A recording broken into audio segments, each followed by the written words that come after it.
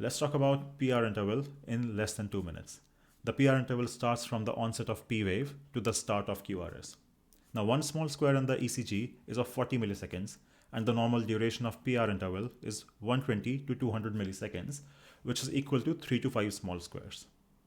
Now, if the PR interval is less than 3 small squares, we call it pre-excitation, and if the PR interval is more than 5 small squares, we call it first degree heart block. Now there's also second degree and third degree heart block. So in second degree heart block, we can divide it further into Mobitz type 1 and Mobitz type 2. Mobitz type 1 is also known as Wenckebach's phenomena.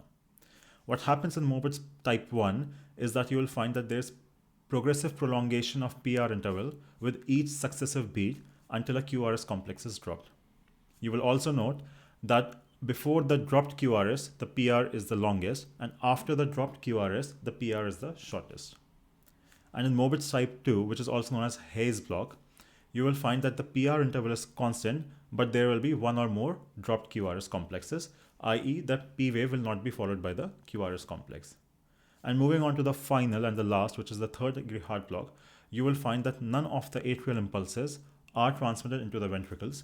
So the atria will be beating at their own rate, and the ventricles will be beating at their own rate. And you will find that there is severe bradycardia. A hint to find out this on the ECG is that the distance between the two P waves will remain constant, and the distance between the two R waves will remain constant, but they will not be in sync with each other. So to summarize, PR interval from the onset of P wave to the onset of QRS. Normal duration is 3 to 5 small squares, or 120 to 200 milliseconds. If it's more than 5 small squares, it's first degree heart block. Then there's Mobitz type 1, which is second degree heart block, and it is progressive prolongation of PR interval until a dropped QRS. But if there's fixed prolongation of PR interval with a dropped QRS, that is Mobitz type 2, or another type of second degree heart block. And the final is the third degree heart block, where there's complete dissociation between atria and ventricle. So you will find that there's severe bradycardia, and P waves are not followed by QRS. Atria is beating independently of the ventricles, and ventricles are beating independently of the atria.